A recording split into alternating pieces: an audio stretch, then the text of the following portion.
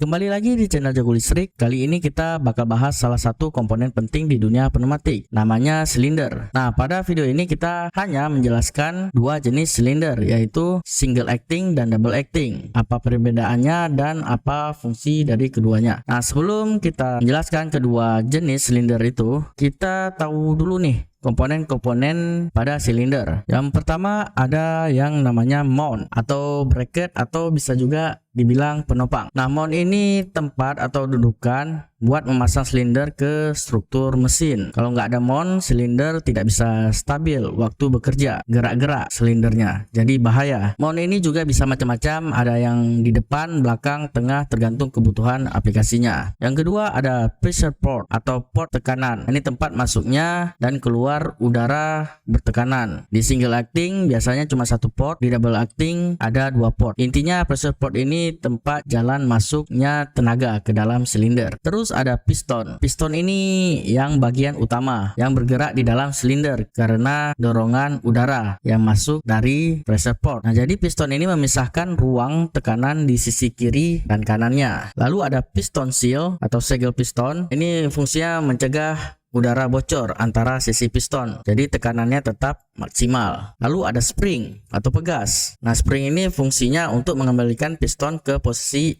awal kalau tekanan udaranya dihentikan. Nah, sekarang kita jelaskan perbedaan antara silinder tunggal dan silinder ganda, single acting dan double acting silinder. Nah, pertama kita kenalan dulu sama silinder tunggal. Kita lihat dari gambarnya, itu silinder ini cuma pakai tekanan udara di satu sisi aja buat gerakin piston. Ada dua jenis dari silinder ini. Yang pertama push type, mendorong piston keluar. Yang kedua pull type, kebalikannya menarik piston ke dalam. Dan tentunya buat jalanin ini semua kita butuh yang namanya kompresor dan valve. Jadi kompresor buat nyuplai udara dan valve buat ngatur aliran udaranya. Intinya kompresor itu kayak jantung di sistem ini, dia nyuplai tekanan udara. Terus ada valve yang kerja seperti saklar buat nyalain atau matiin aliran udaranya. Baru deh silinder bisa dorong atau narik pistonnya. Saat valve pada posisi normal belum ditekan, tekanan udara mentok di valve, tidak nyambung ke silindernya, terputus. Jadi piston tidak bergerak sama sekali. Nah, waktu ditekan valve-nya, posisi valve berubah sehingga tekanan udara yang keluar dari kompresor bisa mengalir melewati pressure port sehingga memberi tekanan pada piston dan piston bergerak ke arah luar silinder. Nah, bagaimana dengan pull type? Pada saat normal sama, tidak bergerak, pistonnya ditekan lalu ada tekanan udara yang mengalir ke silinder. Cuman posisi pull type terbalik kalau dibandingkan dengan push type. Jadi udaranya menekan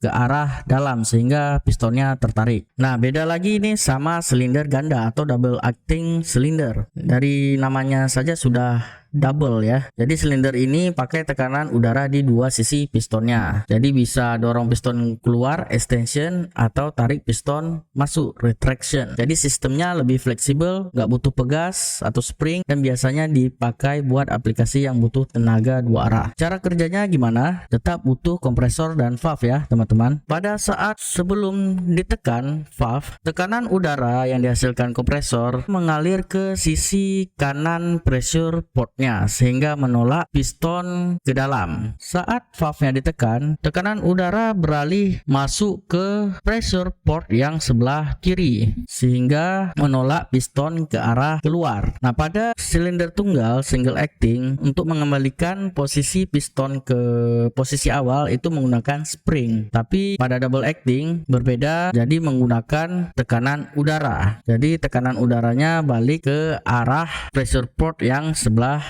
kanan sehingga menekan kembali piston masuk ke dalam silinder. Nah, begitu simpelnya cara kerja dari double acting. Nah, itu dia penjelasan singkat soal single acting dan double acting silinder. Mau dorong, nari atau dua-duanya semua bisa asal sistem udaranya oke. Oke teman-teman, misalkan teman-teman ada tambahan bisa komen di bawah dan sampai jumpa di video selanjutnya. See you teman-teman.